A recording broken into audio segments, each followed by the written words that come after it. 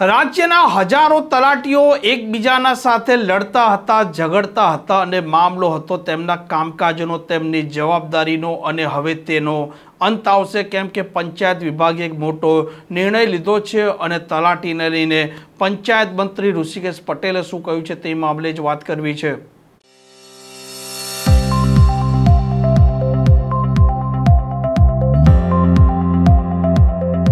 ગામ પંચાયતમાં તલાટી છે તેનો સૌથી મહત્વનો રોલ રહેતો હોય છે અને આ સૌ કોઈ ગામડાના નાગરિકો છે તેમને તલાટીની કોઈને કોઈ કામ અર્થે રોજબરોજ જરૂરિયાત રહેતી હોય છે, પરંતુ બે પ્રકારના તલાટી હતા, એક પંચાયત તલાટી અને એક મહેસૂલી તલાટી। અને જે પ્રકારે આ બંને તલાટીઓ હતા તેઓના વચ્ચે લડાઈ ઝઘડા ચાલતા હતા અને તેનું કારણ હતું કે એક તલાટીના પાસે કામનું ભારણ વધારે રહેતું હતું જ્યારે અન્ય તલાટી છે તેના પાસે કામનું ભારણ ઓછું રહેતું હતું અને વહીવટીના કારણોસર પણ તેમના વચ્ચે કોઈને કોઈ આ બબાલો રહેતી હતી। તેનો હવે અંત આવ્યો છે અને પંચાયત મંત્રી ઋષિકેશ પટેલે પંચાયત તલાટી અને જે મહેસૂલી તલાટી છે તેમના કામકાજનો નવો જોબ છે ચાર્ટ છે તે જાહેર કર્યો છે।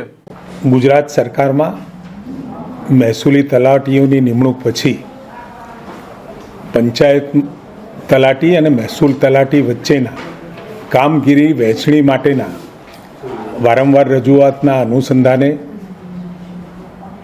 એક મહત્વનો નિર્ણય લેવામાં આવ્યો છે, જેમાં નામાભિધાન સાથે પંચાયત તલાટીને ગ્રામ પંચાયત સચિવ અને મહેસૂલ તલાટીને મહેસૂલ તલાટી તરીકેનું ડેઝિગ્નેશન આપવામાં આવ્યું છે અને સાથે મહેસૂલી તલાટી અને પંચાયત તલાટી કમ મંત્રીની કામગીરી અને જવાબદારીઓને વહેંચવામાં આવી છે। ખૂબ લાંબા સમયથી આ નિર્ણય પેન્ડિંગ હતો અને ખૂબ અનેક કામો ગ્રામ્ય લેવલે રહેતા હોય છે, લગભગ નાના મોટા થઈ અને જો કમ્પાઇલેશન કરો તો લગભગ 90થી 100 જેટલા કામો અને જુદા પાડો તો 290 જેટલા કામો એ ગ્રામ પંચાયતમાં રહેતા હોય છે।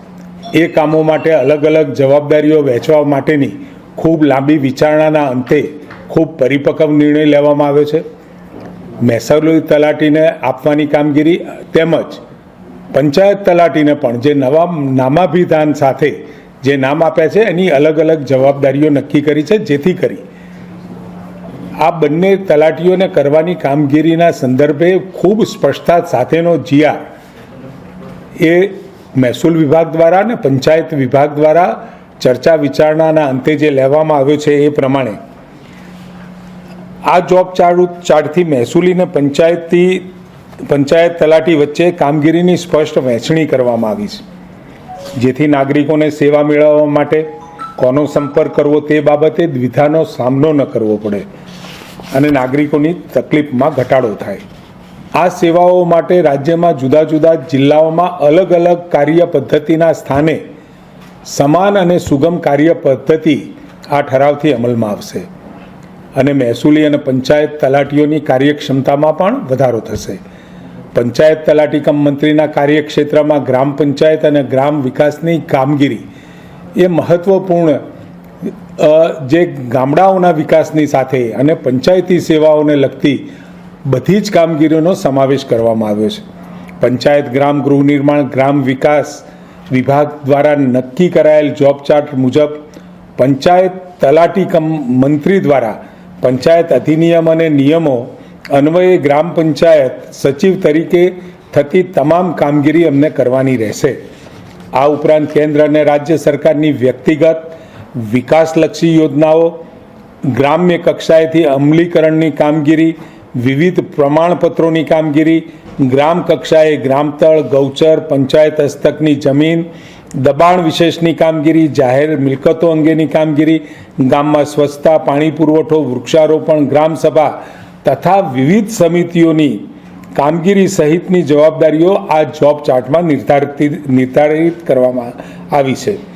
જોબ ચાર્ટમાં પીએમ કિસાન, પીએમ વિશ્વકર્મા, ઈ ગ્રામ, ઈ નિર્માણ કાર્ડ, આંગણવાડી, પ્રાથમિક શિક્ષણ, ગ્રામ્ય સ્વચ્છતા, પાણી પુરવઠો, ગ્રામતળના પ્લોટ, જાહેર હેતુની જમીન, સ્વચ્છતા, આરોગ્ય સહિતની ગ્રામ્ય કક્ષાની કામગીરીનો પણ સમાવેશ કરવામાં આવ્યો છે। મહેસૂલી તલાટીના કાર્યક્ષેત્રમાં મહેસૂલી અને જમીન સંબંધિત કામગીરીનો સમાવેશ કર્યો છે.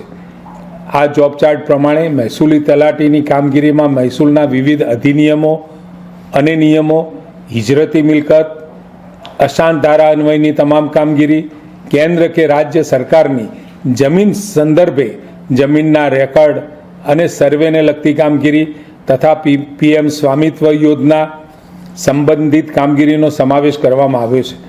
આ ઉપરાંત મહેસૂલી તલાટી દ્વારા જમીન મહેસૂલની વસૂલાત, બાકી લેણાની વસૂલાત, જમીન સંબંધિત રેકર્ડ, હકોની કામગીરી, સરકારી મિલકત તથા જમીન સંબંધિત હકોની ચકાસણી, દબાણ અંગેની કામગીરી, જમીન સંપાદન, જમીન મહેસૂલ, છૂટ અગર વધઘટ જમીન મહેસૂલની કામગીરી, વહીવટી કામગીરી, પાક ઉત્પાદન અને જમીન સુધારણા સંબંધિત કામગીરીનો સમાવેશ થાય છે. મહેસૂલી તલાટીના જોબ ચાર્ટમાં કાપણી પ્રયોગો એટલે crop cutting, experiments, farmer registration, પાક વીમા સંબંધિત કામગીરી, કુદરતી આપત્તિના સમયે કૃષિ રાહત પેકેજ સોંપવામાં આવતી જમીન સંબંધિત કામગીરી, દબાણના વિધાન તથા મહેસૂલી અધિકારી દ્વારા સુપરત કરવામાં આવતી કામગીરી, અન્ય કામગીરીનો પણ સમાવેશ કરવામાં આવ્યો છે.